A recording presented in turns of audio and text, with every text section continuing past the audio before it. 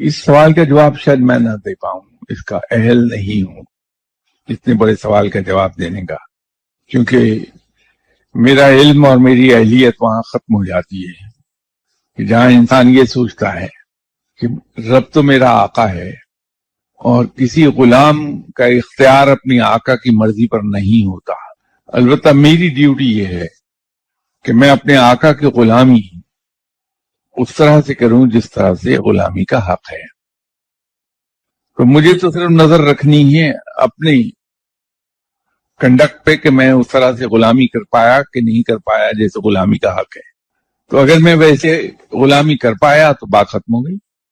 باقی آقا اپنی مرضی کا مالک ہے، وہ چاہے تو اپنی دوستی عطا فرما دے، چاہے تو رد کر دے،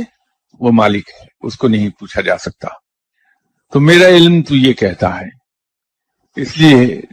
جب کسی شخص کی اس پہ نظر ہی نہیں ہے کہ رب نے مجھے دوست بنایا کہ نہیں بنایا، اور اگر بنایا تو اس کا کیا ثبوت اس نے مجھے دیا،